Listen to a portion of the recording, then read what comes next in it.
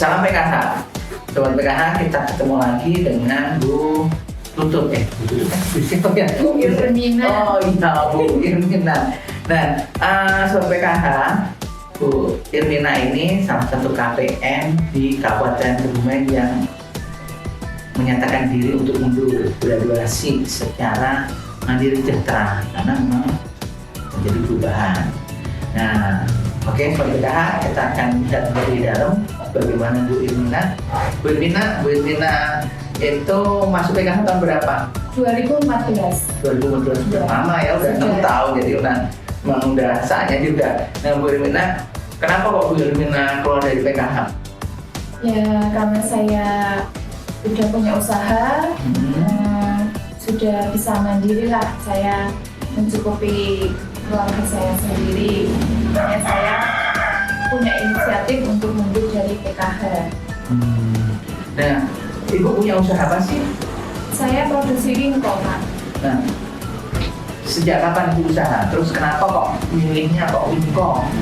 Sejak bulan Mei 2015. Saya milih wingko soalnya dari keluarga saya Jogja juga punya usaha wingko, dan di Kebumen kebetulan belum ada, dan saya terus punya ide, coba saya bikin wingko. Buat PKH, kata kuncinya sebuah tempat di mana produk atau jasa itu belum ada, bisa dikembangkan. Wingko belum ada di Kebumen, dikembangkan sama Bu Tutut. Bukan Bu Tutut, Irmina. Irmina. Sebenarnya kenapa sih Bu kalau bisa dipanggil Ibu jadi Ibu Tutut itu ceritanya gimana ini? Mohon maaf sebenarnya mulai sedikit. Ya kan nama saya Irmina Dwi Astuti. Oh. Nah, dari tut itu langsung tutut. Jadi bener Itu. kan sebenarnya saya nggak salah nih. Iya, betul. Oke Bu Irmina, awal 2015 di usaha. Iya. Terus gimana suka dukanya waktu bikin usaha itu? Itu nggak langsung jadi, Pak. Saya sampai 3 kali itu. Yang pertama nggak layak dimakan, malah sampai 3 kali saya buang.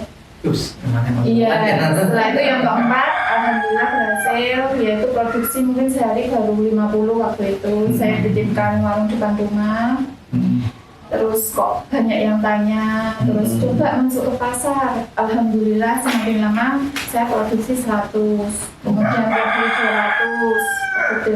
Terus kalau lebaran itu saya bisa sampai 5.000, 10.000 gitu. Nah itu usaha apa bikin 3 kali gagal itu ceritanya gimana kok sampai gagal tuh loh. Nah ibu ini belajar bikin mie dari siapa? Dari ibu saya. Nah, gagalnya itu kalau resep saya sama takarannya, cuman ternyata karakter kelapa di Jogja sama Kebumen ini ternyata beda.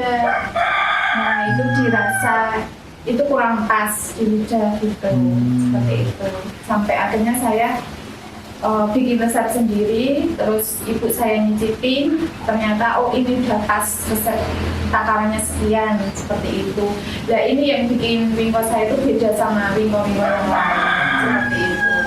Nah ini Sobat PKH, walaupun produknya sama, ya kan, tapi karena di situ ada varian-varian atau ada bumbu-bumbu resep yang istilahnya menyesuaikan dengan lingkungan, maka akhirnya Bu Irmina bisa berhasil bikin wingko yang nih, wingkonya cukup laris di sini. Wingko spesial kelapa muda bulan. Nah ini terkenal di sini. Nanti Sobat PKH bisa berkunjung ke sini.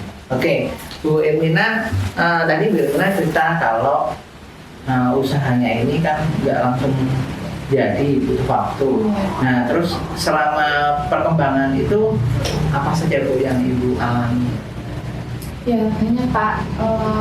Itu waktu itu saya juga sempat masalah untuk pemasaran. Waktu itu ada orang yang mau jadi sales. Ya, justru setelah ada sales, kok penjualan saya justru menurun.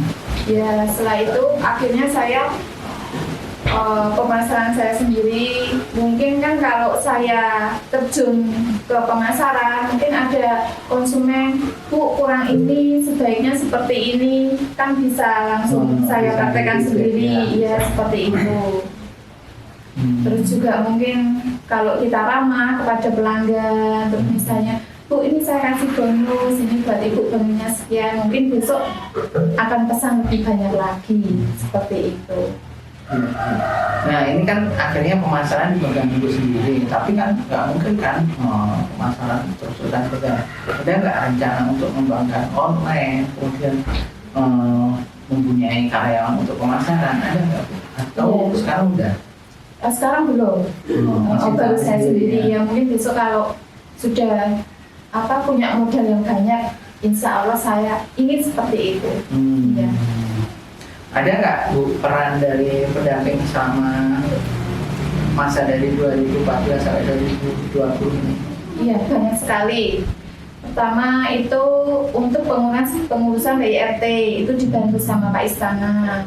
Waktu itu ada penyuluhan, itu Pak Istana memberitahu, Mbak ini ada penyuluhan tanggal sekian di sini, terus saya diikut sertakan. Terus ya ada seminar-seminar gitu Pak Istana ngasih tahu. Itu kan menyangkut untuk wingko ini, dari mungkin kemasan, terus untuk pemasaran, itu sangat membantu saya. Waktu awal ada nggak dukungan atau motivasi dari pendamping Ibu untuk bikin wingko itu? Iya ada. Waktu itu kan Pak Istana sering inilah mengontrol Ringko, maksudnya tetap semangat Bu dikembangkan. Kalau bisa memotivasi itu, kalau bisa nanti kalau udah berkembang dari teman-teman PKH diajak seperti itu. Terus bisa nggak Bu diceritain proses produksinya seperti apa gitu kan? Mungkin ibu-ibu KPM yang lain juga tertarik ingin kok khasnya mereka kan? Iya, ini kan bahannya itu dari kelapa, tepung ketan, gula pasir, sama mentega. Kelapanya itu diparut, setelah itu ditimbang, kemudian dicampur sama gula sama tepung. Saya menteganya pakai mentega putih karena saya lebih suka kalau Ringko-nya itu kelihatan putih bersih gitu Pak. Mungkin ada juga yang pakai mentega kuning, itu nggak masalah sih ya, cuman tergantung selera kita aja sih seperti itu. Terus kalau dari proses pemanggangan itu tetap saya yang pegang gitu.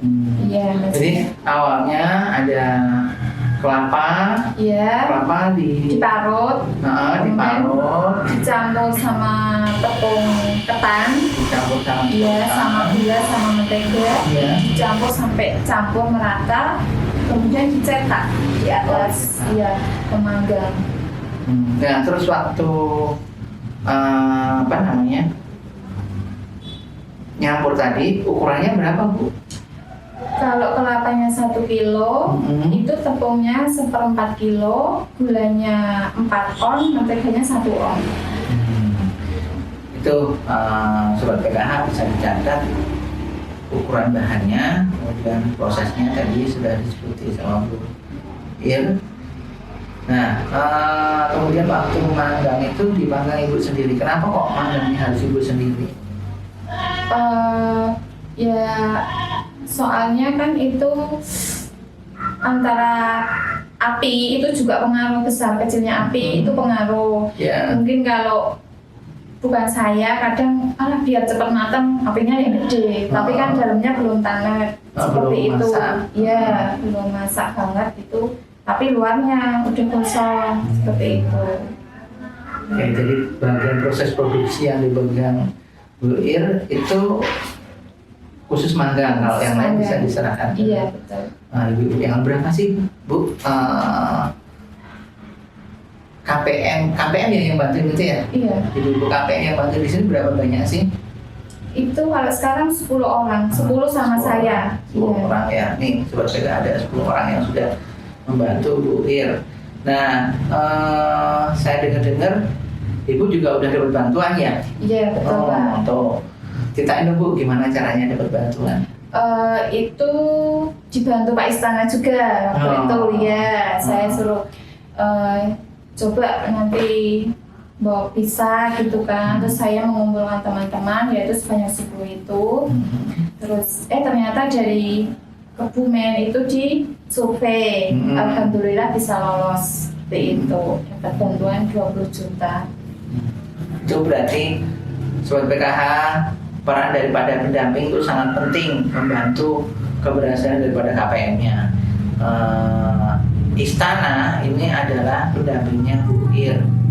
Dia pendamping yang bantuin, yang memotivasi sehingga Bu Ir ini bisa mengembangkan usahanya sampai akhirnya Ibu berani graduasi ya Bu Ir. Betul.